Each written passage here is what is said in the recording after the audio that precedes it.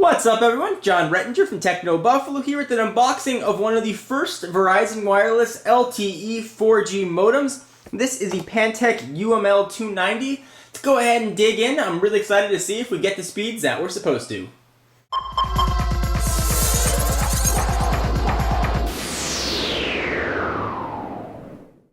So a real quick overview about the 4G services Verizon is offering. It's going to be available in 38 metropolitan cities and 60 airports. From a cost standpoint, for $50, you're going to get 5 gigs of data, and that is up and down. You're going to get 10 gigs of data for $80, and if you go over, it's $10 per gig. There's going to be no throttling, so you can go as much as you want, but we're going to have to pay that $10 overage charge.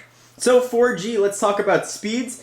You're going to get 5 to 12 megabits per second down and 2 to 5 megabits per second up. And if you're wondering how fast that is, go to speedtest.net on your current home connection and run a quick test and see how fast your network is going to be, because chances are your home network is probably going to fall on the same speeds that this Verizon Wireless 4G modem is supposed to get, and these are real world speeds. I've seen tests of this getting upwards of 20 megabits per second down. So enough of the geek talk. Let's go ahead and dig in. There are 2 modems that are available at launch. One is the Pantech UML290. It's got a few tricks up its sleeve, and the other, I believe, is the LG VL600. Let's go ahead and open this up. You can get these, actually both modems, available off contract, so you don't have to pay any sort of early termination fee, and you don't have to worry about signing a 2-year deal for $249 each. Otherwise, if you want to sign a contract, they're going to be $99 each.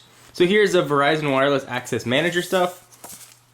You are going to only be able to use this, at least for right now, on PCs. There's not Mac support, so I'll be trying Parallels with my MacBook Air and see if this works. So consumer information, tips and tricks and shortcuts, push that off to the side. We've got some sort of cable, not sure what this is. I imagine it's probably some sort of USB extension cable, or a dock of some sort.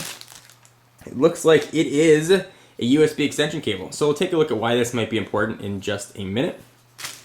Here is the modem itself. Stop. Software installation required. Alrighty. So this modem is not what you would call thin, but it does have some sort of cool features up its sleeve. So you can go ahead and rotate the cover here left to right to reveal. There's a little USB port you can go ahead and plug in.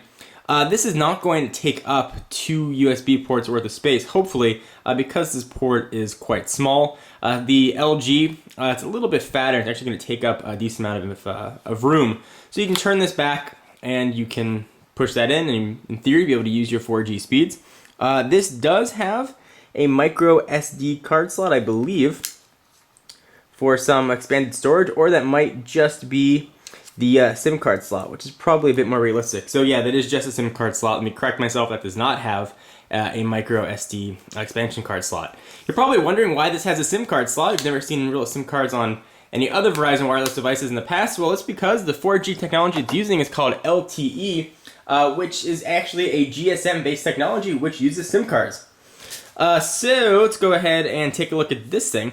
So in case you are at a premium for USB ports, you don't have room to plug this in, you can use this, plug it into your USB port.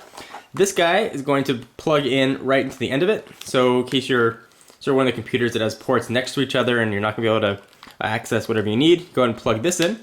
And this little clip here, actually, you can put that right on top of your laptop, and you sort of use this antenna to get a bit better reception. So push it down, there's the top of your computer, and you are off. So it's by no means a small looking device. It's certainly a little bit larger, but you sort of expect that with the first generation of 4G modems.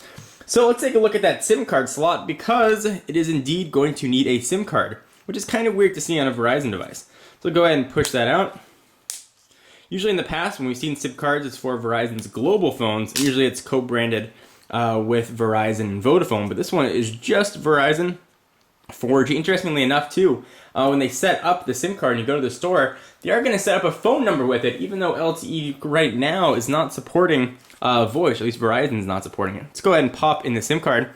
In the next video, I'll show you what the setup process was like, and more importantly, I will show you the speeds. Go ahead and push that right in. And the SIM card is installed. So I'm going to go ahead and get this guy set up, and I'll come back in another video and show you what the speeds are.